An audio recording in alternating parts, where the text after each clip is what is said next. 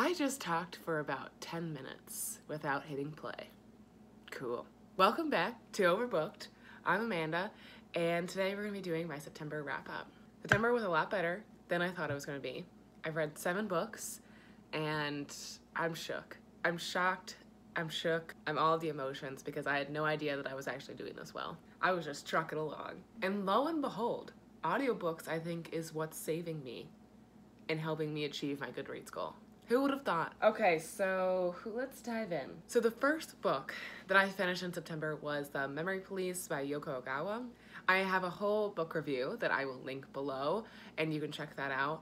I really enjoyed this book for the most part. I rated it about 4 stars. I thought it was a very intriguing story, very interesting concept, but it just didn't completely do it for me all the way. The Memory Police is a book about how there's this like community and there is this form of government and they consistently take things away. So for example, like notebooks or pens. Like one day the citizens of this island or this community will wake up and all these things will be gone and they'll know that, oh well, I guess pens are disappearing and they're no longer going to be a thing. And then there's this group called the Memory Police that goes in and ensures that these things are gone and tossed away. Like super discarded, like it's not like mandatory to discard these things, but these citizens just automatically start getting rid of these things. I think one of the most beautiful parts of the book was when there was like a flower, I think, like roses or something, was a thing that disappeared. And all the citizens threw the roses in the river. And it was like this beautiful scene that she described about how the rose petals were in the water floating. I obviously can't do it justice, but it was really beautiful to read.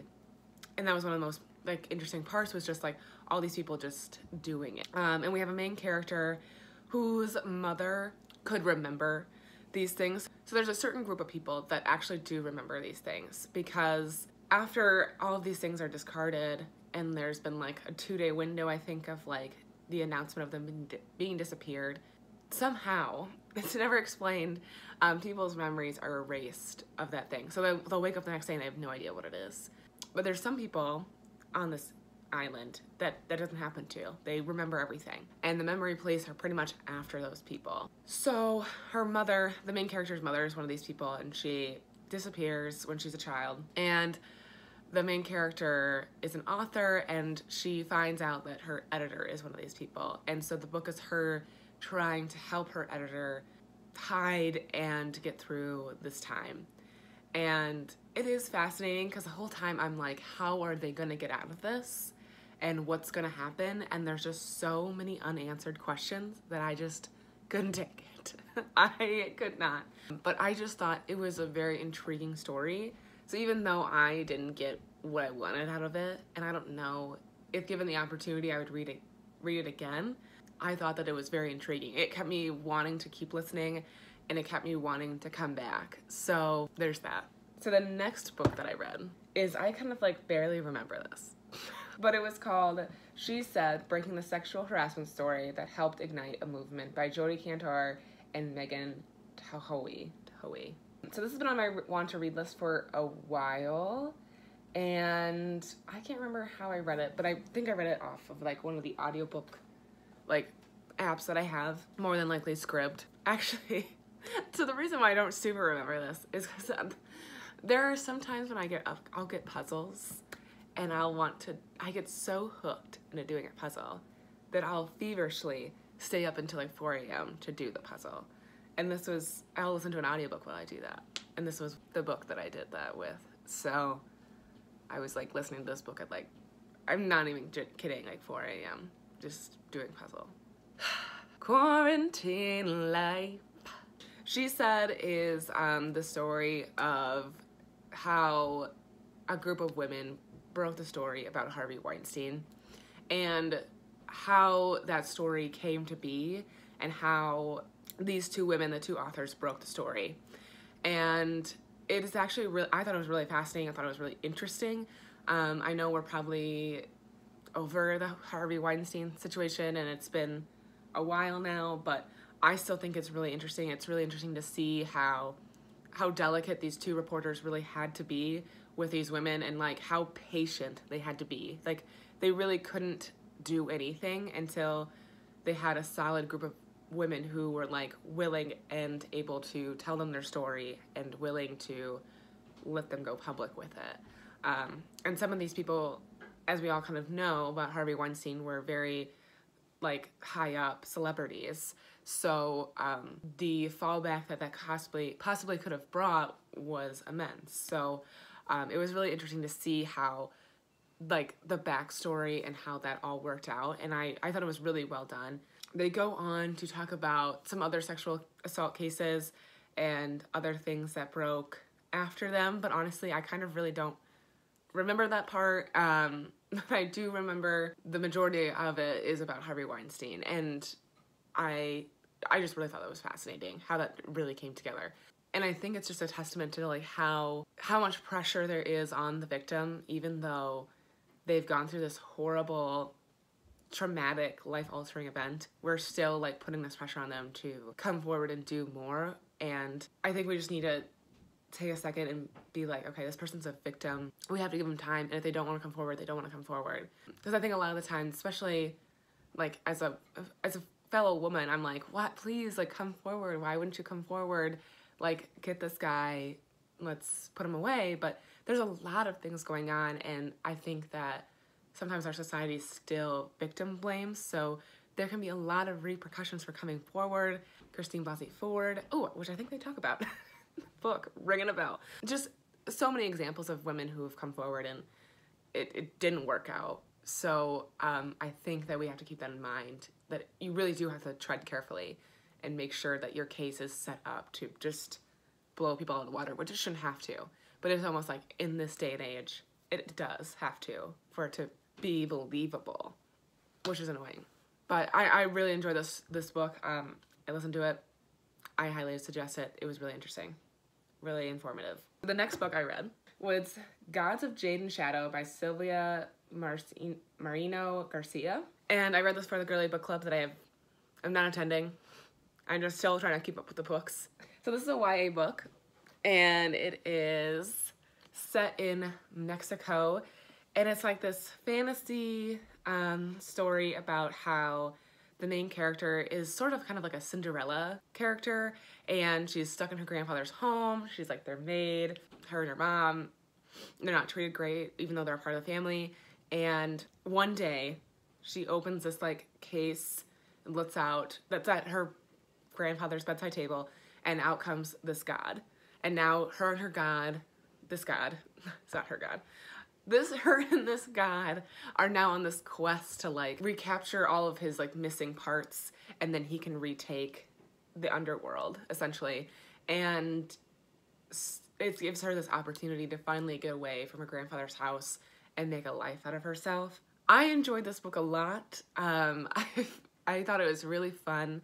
I'm usually not into YA and I'm not into fantasy, but I thought that this was a really fun, capturing book. It takes place in the 1920s, so it has that like historical element too, which I think I really enjoyed. And I think it just shows, what I think I really love about some YA books is it's not always about this romantic idea or trope or whatever. It's just about this chick who's just trying to make her life better and get through and fight and be strong. And it was just kind of cool to see that, where she just is, you know, doing her thing and being a badass. So I really liked it. I thought it was good. I would suggest, if you haven't read it. I believe this is also the author who wrote Mexican Gothic, I think. Yes. So I've heard very mixed reviews, but I have put it on hold on Libby. So I'm going to see for myself what it's all about. It isn't water. The Dutch House by Ann Patchett. So I read this for my first work book club, which, let me tell you, is interesting. Being in a group of your coworkers to talk about a book is just, I don't know, it's interesting. It's very interesting. There's a much more different personalities and different age groups than I'm used to, but it's fun. It was fun. It was a good time. Okay, so anyways, The Dutch House. I have very weird feelings about the Dutch House. So I feel like it was this whole book kind of about nothing. I feel like there was places that it could have gone, and it just kept going on this path of nothing and ended with nothing. And I was like, With that said, it was almost kind of like The Memory Police, because I was intrigued when I was listening to it and felt like I kept wanting to come back to be like, okay, what's happening? So I can't be like, well, it was terrible, because I enjoyed listening to it. The Dutch House is about these two siblings, and they live in this house called the Dutch House with their father, and their mother leaves when they're really young, and when they're like, I don't know, 10 or 8 or whatever, this new mom comes in. Essentially, they have a new stepmom, and she brings 2 daughters. It's almost like another Cinderella story. Eventually, their father dies, and then they're kicked out of the house. But when they're kicked out of the house, the older sister is in a job. She's working, she's an adult, and the brother is in high school. So I felt like it wasn't that bad. Could have been worse. They also find out, so he's like a senior in high school. So when they get kicked out, they find out, their father didn't leave them any money. He left all of the money to their stepmom. And they're like, this is crazy. He would never do this. But she essentially, the stepmom, convinced him that this is the way to do it. And that she would take care of his children. She fucking doesn't. But he had set up a trust for his son, obviously not his daughter, because who the fuck cares about girls, but his son to go to school. And it's like this huge trust fund. And it's supposed to be for his son and then the stepmom's 2 daughters. And so the older sister is like, let's fucking spend all this cash. You're going to medical school. You're going to go to the most expensive school, and we're taking all of it. So the book is pretty much about how these two grow up, live their life, and it's told in the voice of the son, and how he's going to medical school, even though he does not want to be a doctor. He wants to be like his dad, who was into real estate and buying property. And I don't know how else to describe it. It's just these two hanging, honestly. I liked certain parts of it because I also have a younger brother, and I'm the older sister. So a lot of it was heartwarming because, me and my brother are very close, and these 2 siblings are very close in the book. So I felt a lot of connections to that, but I mean, I don't know. There just wasn't a lot to happen. It was narrated by Tom Hanks, and that was cool. Yeah, I don't know. It was fine. It was a fine book, and it was good. I don't think I would ever recommend it to anybody, and I don't think I would ever reread it. But I can't tell you that it was a horrible book, because it wasn't. It just was about nothing. I don't know. It's hard to explain, which is what you're here for, is to hear me explain. Cool. Came to the right place. So the next book I read was White Rose, Black Forest by Ian Dempsey. So I talked about this book a lot in my reading vlog that I did recently, and so I liked this book. It's been on my want to read list forever, and part of this whole quarantine thing and now being able to read audiobooks, I've gone in reverse of my Goodreads want to read list, and I'm trying to start from the bottom, go through some of those that I'm forgetting about. So this was at the bottom, and I was like, well, let's do it, let's try it. And it was a book that I probably could have gone without reading. So it's set in World War II, and it's about this German woman, and in the opening chapter, she wants to kill herself, and she is looking for a good spot, and she stumbles upon an airman, which she later discovers is a U.S. airman. Have I mentioned this during World War II? I don't know. It's during World War II. So she discovers this airman, and the whole time I'm listening to this first couple chapters, I'm blown away. This woman who has set out to kill herself, didn't bring any food or water, because she's obviously I won't need it, I'm gonna be dead. Finds this airman, has to fucking figure out how to get this guy to her cabin, which is 2 or 3 miles away, and it's deep snow that she's trekked through. So she's okay. So she makes a makeshift cave, sleeps there with him, or I don't fucking remember. I think she leaves him there, covers him up. She walks back to her cabin to get, like, some water and a bite, like, of bread or something. Dang, brings, like, supplies on how to bring him back. But it's, like, too dark and too late. So she, like, makes this cave. They sleep in this cave. And then the next day, she drags his body on this, like, makeshift sled that she created another 2 or 3 miles. And I'm like, I don't know how you did it. I don't know. And even eventually she tells the soldier, like, oh yeah, I'm the one who brought you home. He doesn't fucking believe her. He's like, oh, she must have had somebody else. I don't believe this at all. Believe it. So it's about this woman. And obviously, so she's German. She finds this U.S. airman. And so she hides him in her cabin, essentially. And that's, like, how the whole book is, like, how they're going to get him out of the situation, get her out of the situation. And you also learn about their histories, like, their personal history. And one of the main things that I talked about in the vlog was what I found really interesting was this girl, main character, so she's German, she's blonde-haired, blue-eyed. She was somebody who was part of the Nazi youth and believed everything that Germany was standing for and what Hitler was trying to teach.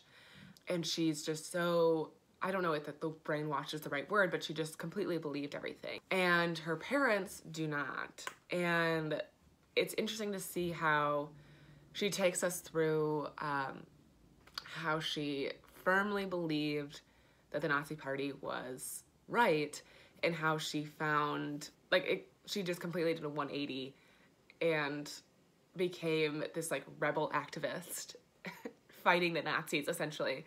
So it was interesting to see how a person's perspective could change, I guess, is what I talked about in the vlog, is how somebody who has this really firm position changes their perspective once they've been exposed to more reading material. I think her dad showed her a newspaper that had the propaganda, and then showed her a newspaper that was circulating in other places that showed kind of, like, the truth. And just, like, having an open mind and seeing everything that's actually going on, your perspective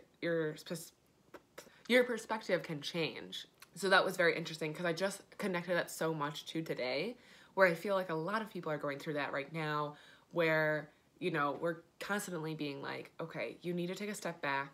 You have to look at everything, look at all the situation that's going on right now, and you can't just have this one perspective. You really have to take in a ton of perspectives to fully form your opinion.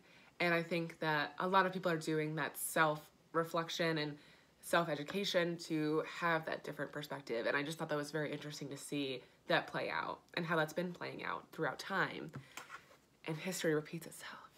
Another thing that I talked about in the vlog is that I did not enjoy the harshness of some of the words. And so this author is male, and I don't know if that was my bias or not, but I just didn't enjoy some of the language of the perspective from some of the Nazi officers, because we got different perspectives from different characters. They were kind of sprinkled in. So we had a couple of chapters from the Nazi perspective. Fine. My thing is, and then I wasn't, like, shocked they were talking about that. Like, they were talking in such derogatory terms towards this woman, and I wasn't like, whoa. But it's something that's, like, I'm not shocked, right? Like, I know that they're terrible. I know that they would talk like this. I don't need to hear it, and I don't need to read it. I don't need to hear whatever they're saying, and it's not adding to the story, so it isn't needed. And that's kind of a thing that it was for me. I don't know if it's that huge of a deal, but I have read it somewhere or listened to it somewhere where, like, it's just like, if this doesn't add to the story, then it probably really isn't needed. I don't need to hear, you know, this woman being called the B word constantly and other terrible things. So just don't put it in the story. Another thing I don't think I mentioned was, like, so how I had talked about in the beginning, she was very strong character. Almost towards the end, it was like she grew more and more dependent on the airmen that she rescued, which is fine, but it was almost like they weren't, like, I understand in some cases you would have to depend on another person, but it was almost so, like, I don't think a person who dragged this person through, like, 3 miles of snow would act like this. I just felt like it was just much more like, oh, what are we going to do? Like, I'm a damsel in distress now. Like, it's just kind of annoying. I didn't like that switch at the end, and I don't know, really kind of ruined it for me. The book was fine, it was interesting, but I found myself like being like, can I speed this up? Especially in a lot of like the Nazi officer parts. I was like, I don't know what this really is adding anything to the story. Can I just speed it up? I know that they're mad, and I know that they want to get this chick. I think I rated it like 3 stars. It wasn't that great, and I could have read something else, I think. 2 more books. So the next one was Memorial Drive, A Daughter's Memoir by Natasha Trethewey, and this book was so good. So this book is a memoir, but it's about Natasha. It's her own personal memoir, and it's about how she lost her mother to a shooting where her stepfather shot her mother. And the book is just brilliant. It's just brilliant. She does it such in a beautiful way that is just really great. So she starts from the beginning almost and kind of leads you to how we got to that point. And the first couple chapters, like the first like handful of chapters, I should say, are really long. They're really setting the scene, telling you where we are, how we got here. And the closer and closer we get to the incident, it's like the shorter and shorter the chapters get. And it's like so good. So good. And like the anticipation is like building. And you're like, it's coming. I know it's coming. And you're just like, the thing I think that it was the best was, and so it was really heartbreaking, was there was a whole chapter where all Natasha does is read a letter or like a journal or whatever, a written note that from her mom, like weeks before she's killed. And she goes through and she just reads this note. And it's like so heartbreaking because she finishes it. It's essentially her mom is trying to get help because she's in this abusive relationship. She's trying to get out. She's seeking shelters. She wraps up the letter, blah, blah, blah, the note. And Natasha comes back and she's like, the hardest part about reading this is that she thought she was safe. Like she had thought she had done it and there was nothing after whatever date because she thought that she could come back and write more. And she couldn't because she gets killed. And it's so heartbreaking and raw, and I just, I'm tearing up now. It's hard to read, but it was also just so, the strength and power that like Natasha had to write that. And I think she also narrates the audiobook is just overwhelming, and it's so good. And it's like a 5-hour audiobook. I highly encourage everyone to read it. It was so good. And I think this is the perfect example of a book that doesn't like uses the terms and like things that people say to each other. Like, you know, the stepfather is saying terrible things, but either it's used for context or it's not used at all because it doesn't add anything to the memoir. And I really appreciate that. So it was a super good book. I don't really know what else to say about it because it was just so good. It was such good writing, such good, like, just story, like, book plotting. Like, it was just such a good order of events. It was unreal. I just thought it was so good. Chef's kiss. I loved it. I got this book recommendation from Tracy from the Stacks podcast. I'll link that again below because I'm so glad she talked about this because otherwise I would never have found it, and I just loved it so much. Read it. It's so good. All right, so the last book that I read for September is Clap When You Land by Elizabeth Acevedo. I don't know if I'm saying that correctly, but Clap When You Land is a book that I've been wanting to read for a while. It's another YA book. 2 YA books in 1 month, you guys. That's nuts. It was really good, though. This book was very, very good. It's about 2 girls who share the same father, but they do not know it. One lives in New York City, and the other one lives in the Dominican Republic, I believe. And one day when their father is flying over to the DR, their plane crashes and he loses his life. And that's the starting point of how these 2 girls find each other and figure out who the other person is and that they exist. And it's written in like a poetry verse form, which was really, really beautiful to read. I liked that a lot. And I loved going back and forth between the 2 girls and how like eventually they come together. But like that leading up to that point was like really, really good.